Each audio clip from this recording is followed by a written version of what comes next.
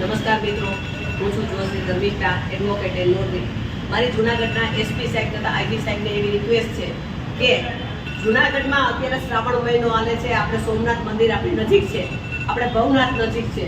જ્યારે 12 જ્યોતિર્લિંગમાં એક જ્યોતિર્લિંગ આપણી પાસે છે અને જ્યારે આટલા બધા ટ્રાફિક છે, સાસણ છે, દીવ છે, બધા આવતા હોય છે, તો એના માટે આપણે અત્યારે ટ્રાફિકમાં વધારે ધ્યાન દેવાની જરૂર છે. એસપી સાહેબને મારી એવી અરજ છે કે જૂનાગઢમાં જ્યારે કોઈ પણ માણસ 2 વ્હીલ કે 4 વ્હીલ લઈને આવતું હોય ત્યારે જે પોઈન્ટ છે ત્યાંથી ટર્ન વાળવાનો હોય છે, નહીં કે મારે પેટ્રોલ ઓછું જોઈએ અને જે ચોક આવતો હોય ત્યાંથી ટર્ન વાળવો જોઈએ. બીજું, આપણી પાસે એટલા બધા ઉચ્ચ કેમેરા જે આપ સાહેબે નાખેલા છે કે તે કેમેરાથી કોઈ પણ માણસ છે એ ત્યાંથી અડધેથી ટર્ન વાળે છે કે જ્યાં આપણે પોઈન્ટ આપ્યો ત્યાંથી ટર્ન વાળવો જોઈએ, પણ એ કોઈ જનતા છે જૂનાગઢની કે બહાર ગામની એ આ ટર્ન વાળતી નથી. એના હિસાબે જૂનાગઢમાં એમજી રોડ ઉપર, જયશ્રી રોડ ઉપર અને જૂનાગઢ બજારમાં ગીચ વિસ્તારમાં પણ ઘણી બધી આ ગળતી થાય છે.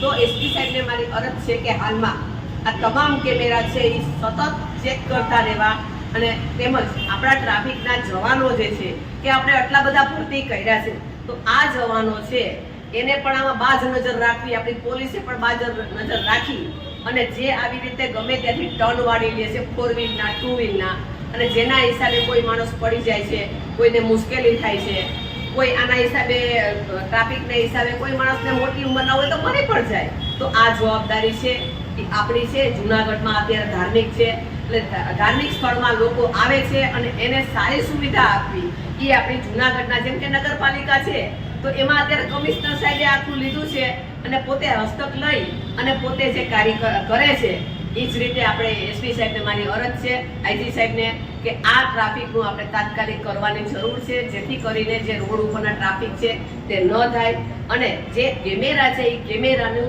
સતત એમાંથી ચેક કરતું રહેવું કે કોણે આડો ટર્ન વાળ્યો છે, કે જેનાથી આપણને ખ્યાલ પડે કે આને મેમો મોકલાવી દેવું. અને નંબર ઉપરથી ત્યારે મેમો જાય જ છે અને મેમો ન જાય તો હું જાણે કે ઓનલાઈન તમે મેમો મોકલો છો તો એના ઓનલાઈન મેમાના જે પૈસા ભરવા નથી આવતા તેના આખા જૂનાગઢ જિલ્લાના કેસ છે હું મફત સરકાર તરફથી લડવા તૈયાર છું, પણ એના કેસ કરી અને જે ના આવતા હોય એને કોર્ટમાં દાખલ કરી અને એનું ચલાવે ને સરકાર તરફે એમાં વધારે આગળ પ્રેશર ન કરી શકતા હોય સરકારી વકીલ સાઈડમાંથી, તો હું જે સરકારના ટ્રાફિકના કેસો થશે એ તમામ હું સરકાર તરફેથી હું ફ્રીમાં લડીશ. તેમજ જૂનાગઢ જિલ્લા પોલીસના પણ હું ઘણા બધા કામ કરું છું. તો આ એક કામ જૂનાગઢના હિત માટે મારી ઈચ્છા છે કે ટ્રાફિકનું થાય અને ટ્રાફિકમાં ઓનલાઈન જે મેમો આપીએ છીએ જો એ મેમાના પૈસા ન ભરાય, આ પણ એક સમસ્યા છે. મને ખ્યાલ છે કે પોલીસ એસપી ઓફિસમાંથી ઘણા બધા કહે છે કે પૈસા લોકો ભરતા નથી, તો એના કેસ ચીફમાં ચાલે છે એ હું ચલાવીશ અને ફ્રીમાં. તો મારી સાહેબને અરજ છે કે આ તાત્કાલિક આનો નિર્ણય કરવો ના પડે, આને તાત્કાલિક નિર્ણય કરવો અને આમાં આગળ વધુ કાર્યવાહી થાય તેવી મારી અરજ છે જૂનાગઢના એસપી સાહેબને. અને સાહેબ અત્યારે ઘણું બધું સારું કામ કરે છે. એટલે બીજું, રિફ્લેક્ટર પણ દરેકના વાહનમાં લગાડવા જોઈએ, કોઈ પણ જગ્યાએ જવું હોય તો ઇન્ડિકેટર મારવું જોઈએ.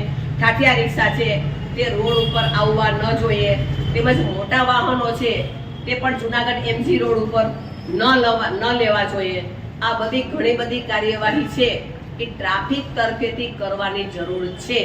અને જાણે કે પાદરિયા બાજુ જે ઠાઠિયા રિક્ષા ચાલે છે જે નાના, તો એ રિક્ષા છે એમાં રિફ્લેક્ટર લગાડવું જોઈએ, એમાં માણસો ન બેસાડવા જોઈએ. આ બધું ટ્રાફિક માટે ઘણું બધું ઝુંબેશ કરવાની જરૂર છે. એટલે આમાં આપણે વાત થઈ જ છે ઝુંબેશ બાબતની ઘણી વખત.